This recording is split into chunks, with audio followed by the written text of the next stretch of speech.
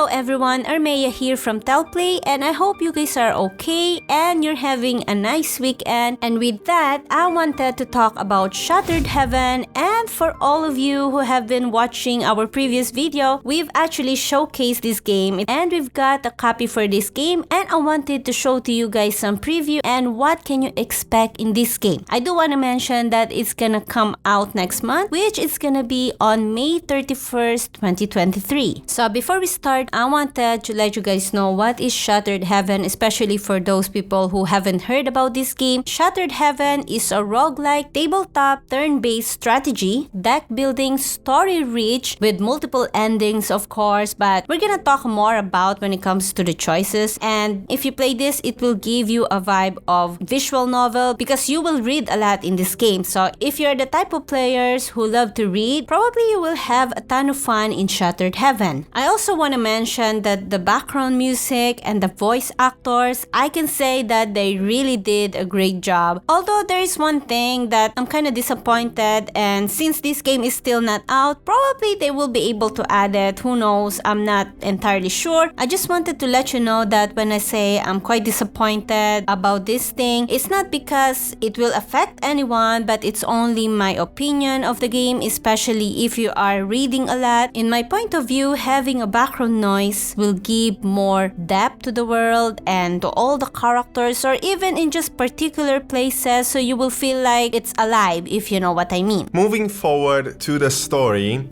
itself is enveloped in a lot of mysteries. You fight as 3 warriors and you are conducted in a task to eliminate Ares, who seems to have different kind of plans that go against your god. And you embark in this story of mystery and you start to discover some secret things that I do not want to go into without spoiling the story, but it gets quite interesting as you progress, and there's a lot of things that you need to keep in mind. As Armea said, there's plenty of reading and deep rich story, so that's the main focus of that. Of course, from there on, your decisions really matter based on whatever choices you take. You have a couple of choices that you take at some arching points that changes and shifts the story in that direction, so you gotta be careful what kind of decisions you make. The option to decide which direction you will take is not frequently, so most of the time you will see dialogues between the characters, but you will see in important, let's say, chapters of the game itself where you will be able to decide, but overall you will not see them as being a predominant thing as an RPG. Now, talking about the gameplay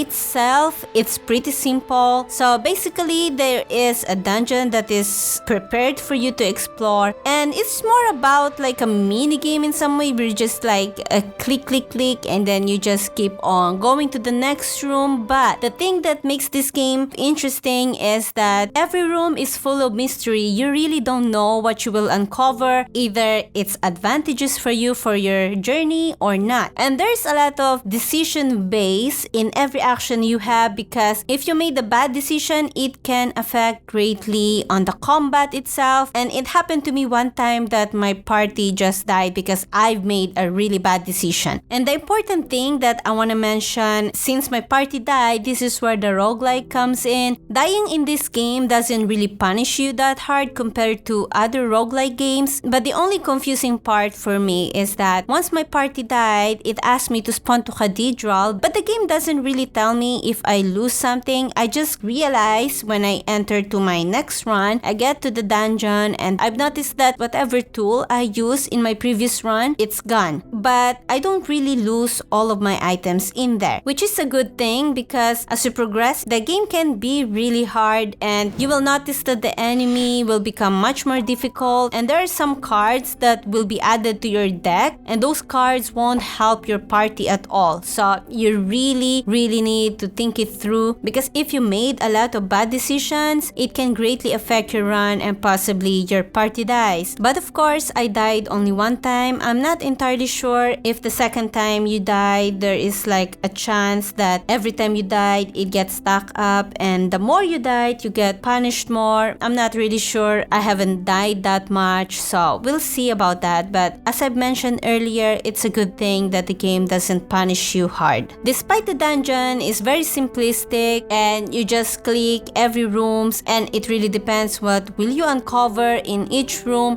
What truly shine in this game is the combat itself. And as I've mentioned earlier, that the more you progress, the enemy becomes harder and harder to defeat, and you really need to think it through every decision, because every card in the game, you will have this some sort of combos that will stack up and it will add more damage to your enemies. There is just a lot of decision when it comes to your actions, including rooms to rooms. Every single time you uncover something, you will have to take responsibility with your action, because it's gonna be advantageous to you, or you get a debuff, or you suffer from a terrible damage. It's really that hard, because the moment you made a mistake, you will notice that, especially in the combat. The only good thing is that once you reach the boss, you will have your party's HP go back to full health, so you don't really have to worry about that. And aside from that, the boss in this game, there will be a 3 HP bar. So every single time you depleted that HP bar, the boss will change his techniques, his attacks, and that's when it gets really crazy, because each and every technique, it's a must to read it, because it can affect greatly either it's advantageous to you or them. For example, there's this boss that I'm fighting, and I saw in one of his techniques that if I use the same card, there will be added damage, or either he will be able to attack me twice if I don't do this certain action. If I just simply use the same card gem, because there is this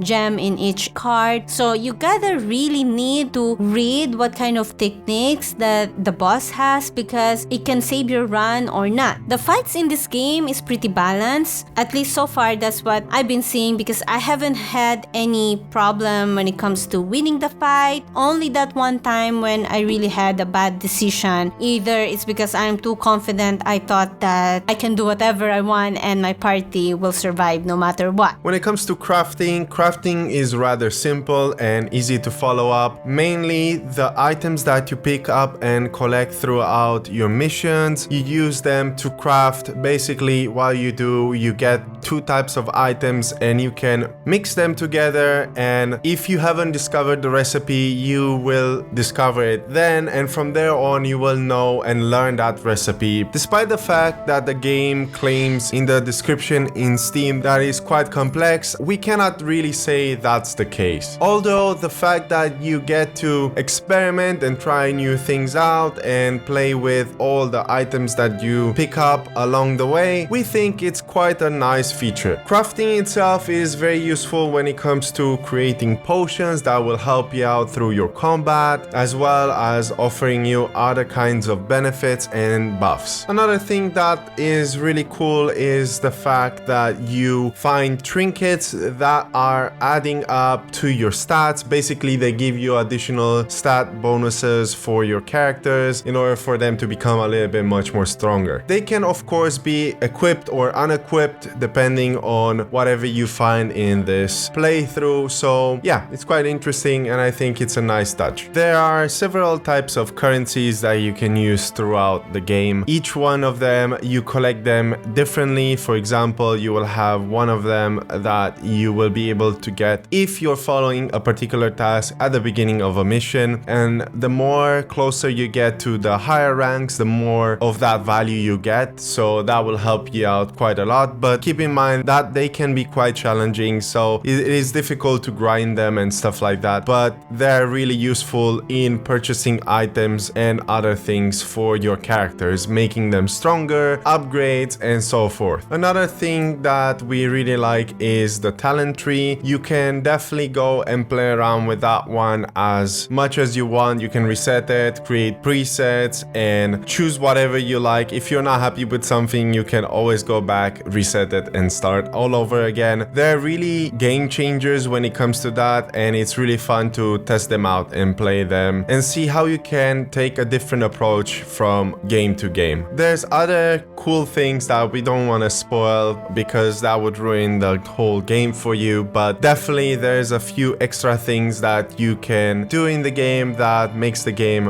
really interesting and really cool that you will have to discover by yourself once you play the game. So yeah, these are the things that we wanted to share regarding this game. This is just like a first impression about what we think about the game and what can you expect to see when the game comes out. But definitely, if this game and whatever we've said in this video have piqued your interest, you should check it out, because not only the art style really looks interesting, but after playing this game we realized that the story is as well quite interesting and it's definitely worth checking out. And also, if you want to check this game out, there's a demo that you can try out on Steam, and yeah, I think you should definitely go and check them out, wishlist the game and show your support, because this developer has a little bit of experience pulling out some really cool games, and if you want to check other games that they made, you can definitely go and do so. So yeah, that's all from today from us. We hope that you enjoy this kind of videos, and if you want to see more, feel free to subscribe and turn on the post notification so that you don't miss every time we post something new. As well, if you want to support our channel, give us a thumbs up. It helps us reach out to more people and share this awesome game with others. So yeah, it would really help us a lot and we would really appreciate it. That's all for today. My name is Vashal, together with Armea. This has been a Tellplay preview video for this game, and we appreciate every single one of you for checking our content out, and we're looking forward to seeing you guys in the next video. Take care, stay safe, and happy gaming.